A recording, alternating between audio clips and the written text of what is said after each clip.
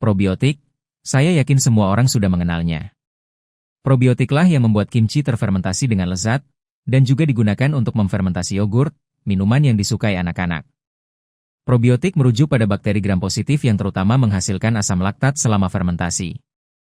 Namun secara umum, istilah ini merujuk pada bakteri bermanfaat yang hidup berdampingan di usus manusia.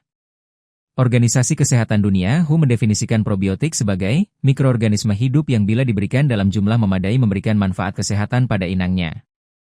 Keberadaan dan kemanjuran probiotik pertama kali ditemukan pada tahun 1907 oleh ilmuwan Rusia Ilya Metchekov, dan baru-baru ini permintaan terhadapnya terus meningkat.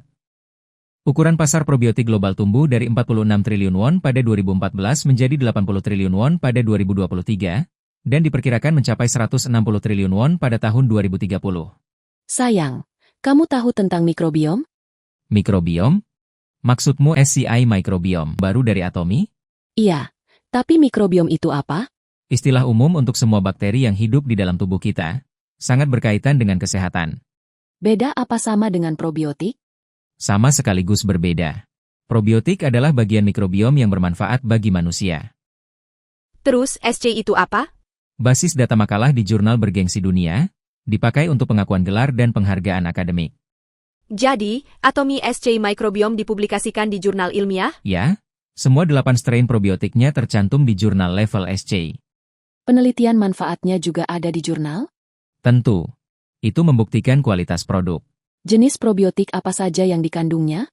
Ada 3 jenis utama, probiotik yang hidup di usus besar, probiotik yang hidup di usus kecil, dan probiotik yang hidup di keduanya.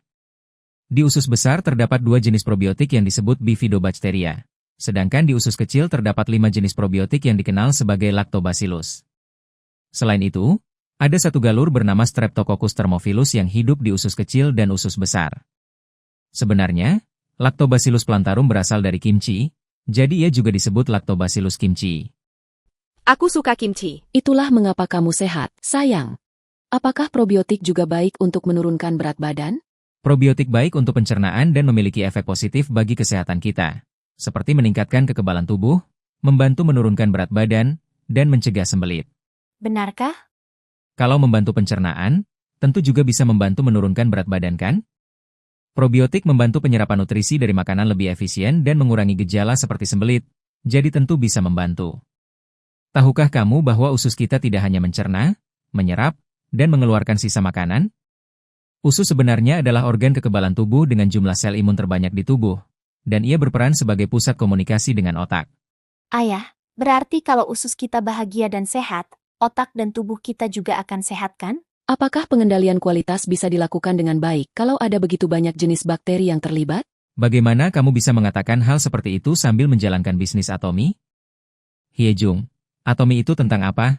Kualitas mutlak, harga mutlak. Itu saja aku tahu. Hanya kepikiran. Probiotik dalam Atomy SCI Microbiome dikelola dengan aman dan tercantum dalam US Self-Affirm GRAS, yang mengevaluasi keamanan bahan pangan baru yang masuk ke Amerika Serikat. Semua 8 jenis probiotik diproduksi dan dikelola secara teliti di fasilitas GMP sesuai standar kualitas, untuk memastikan kualitas terbaik dari produksi hingga pengiriman. Tapi aku pernah dengar kalau probiotik sulit bertahan sampai ke usus karena asam lambung atau semacamnya. Itulah sebabnya Atomy menerapkan teknologi pelapisan 4 lapis yang telah dipatenkan. Dengan demikian, probiotik dapat bertahan hidup dan mencapai usus lebih efektif serta menempel di dinding usus. Lapisan 1, polimer yang larut dalam air. Lapisan 2, asam hyaluronat. Lapisan 3, agen pelapis partikel berpori. Lapisan 4, protein. Selain itu, kamu bisa mengonsumsi 10 miliar CFU probiotik hanya dengan 1 kapsul sehari. Kami juga memeriksa apakah ke-8 strain utama hadir dan hidup dalam produk.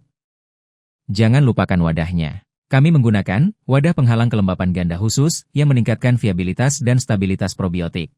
Wadah ini menyerap kelembapan dari dalam dan luar, dan sepenuhnya menghalangi cahaya dan kelembapan, sehingga tidak perlu disimpan di lemari es. Kenapa disebut mikrobiom kalau cuma ada probiotik? Tidak hanya mengandung probiotik, tetapi juga prebiotik, postbiotik, dan bahkan ragi. Prebiotik? Dan apa? Postbiotik? Ragi? Aku tahu itu, dipakai untuk membuat roti. Itu baru putriku. Kamu bahkan tahu tentang ragi. Bisa dibilang ragi identik dengan fermentasi dan probiotik. Tauco juga difermentasi dengan ragi. Jadi kimchi dibuat dengan probiotik dan tauco dengan ragi. Bisa dibilang begitu. Apa prebiotik juga membuat sesuatu? Prebiotik menghasilkan probiotik. Prebiotik pada dasarnya adalah makanan bagi probiotik. Seperti kita yang butuh makan untuk mendapat energi. Chen Giu, kalau kamu lapar, rasanya mau pingsan kan? Sama seperti probiotik. Lalu apa itu postbiotik? Postbiotik disebut metabolit, kalau mau lebih tepatnya. Itu adalah produk sampingan yang dihasilkan ketika kita mengonsumsi prebiotik dan mendapatkan energi. Meskipun probiotik telah mencapai akhir masa pakainya, mereka tetap bermanfaat bagi tubuh kita. Itulah yang kami sebut postbiotik. Wah, ayah seperti kamus berjalan. Ayah tahu segalanya. Tahukah kamu berapa banyak ceramah yang ayah berikan? Semua orang di center mengenalnya. Kalau aku besar nanti, aku juga mau ikut Atomi. Aku juga mau. Baru sekarang kamu mikir gitu? Ya, kita semua akan menjadi keluarga sukses bersama Atomi.